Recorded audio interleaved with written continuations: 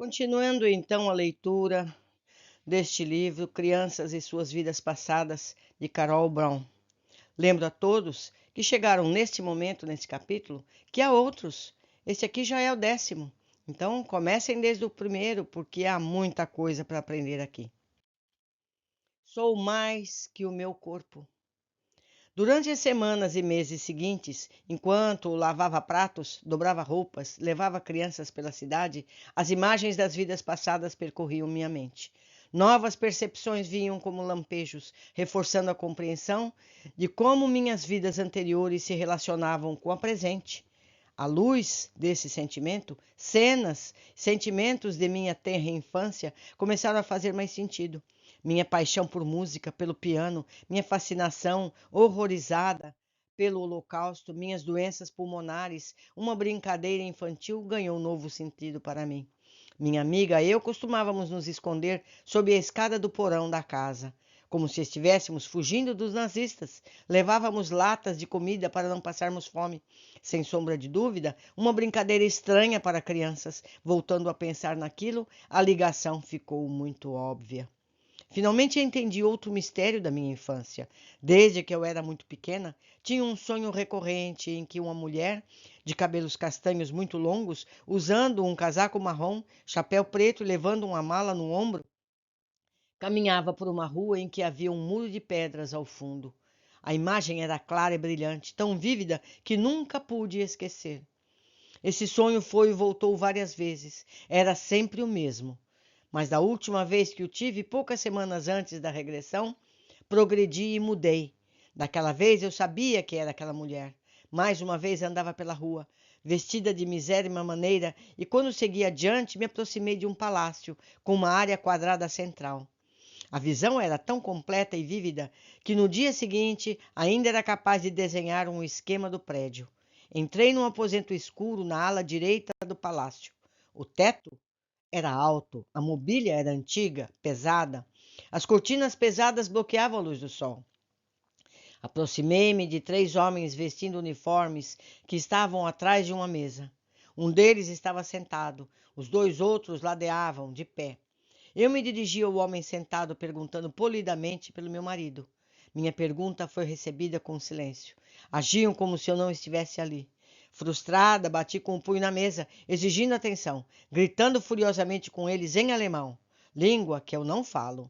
Riram de mim com desprezo, me retiraram dali à força. Deixei o prédio humilhada e amedrontada, e pensei, como cuidarei das crianças sozinha? Saí vagarosamente do palácio, com os ombros curvados e a cabeça baixa. Com as palavras em alemão flutuando em minha mente, pulei da cama, sacudi Steve até acordar e contei-lhe o sonho rapidamente, para poder repetir as 2 frases em alemão que ainda estavam claras e nítidas em meus ouvidos. Entretanto, elas foram se desvanecendo em segundos, mas o sentimento de presságio permaneceu comigo durante horas. A mulher que eu via no meu sonho recorrente era a mesma que vira na regressão do Holocausto. Aparentemente, a partir da minha mais tenra idade, esses fragmentos de memória haviam passado do meu inconsciente para os meus sonhos. Antes de fazer a regressão, não tinha ideia de que as imagens no sonho significavam. Depois dela, nunca mais tive aquele sonho. Outro incidente da minha infância agora me esclarecia. Quando eu tinha 3 ou 4 anos, estava brincando no chão da sala de estar. Até hoje posso sentir o calor do sol matinal, filtrado pela janela e o tapete de lã áspero em que estava sentada. Minha mãe entrou na sala, colocou um disco com músicas de piano clássico na vitrola. Larguei meus brinquedos de lado e fui arrebatada pela música. Eu conhecia aquela peça, podia cantarolá-la, antevendo as notas, as melodias, as harmonias que mudavam. Fiquei sentada escutando, tão feliz que cheguei a chorar. Senti o aposento e eu mesma crescer. Me senti enorme, incorporando tudo aquilo que estava à minha volta. Percebi naquele momento que eu era mais do que o meu corpo, embora naquela euforia tenha durado apenas um par de minutos. A temporalidade, a magia daqueles instantes ficaram em mim para sempre. Sou mais do que meu corpo. Anos depois, olhando para trás e tendo a meu favor a nova percepção dada pela regressão, entendo o que aconteceu naquele dia. A música que minha mãe colocara na vitrola deve ter sido uma peça que eu tocara centenas de vezes em alguma das minhas vidas passadas. Os sons familiares extravavam a memória de minha alma naquela vida e me lançaram numa percepção muito mais antiga do que o da menina de 4 anos que brincava sentada no tapete. Ser consciente não é estar no seu tempo. Tive aquela experiência quando menina. Passei por algo semelhante, só que maior, sentada na praia perto de Boston, muitos anos depois. Meus amigos, isso foi narrado em capítulos anteriores. E apenas vale lembrar, nós temos apenas uma vida,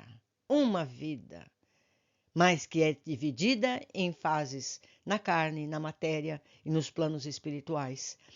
Cada vez que nós nascemos, recomeçamos a nossa história, mais um capítulo da nossa vida infinita. Foi um prazer estar com vocês. Lembro a todos que temos capítulos antes desse, para os que chegaram de surpresa nesse capítulo. Um abraço a todos e até o próximo.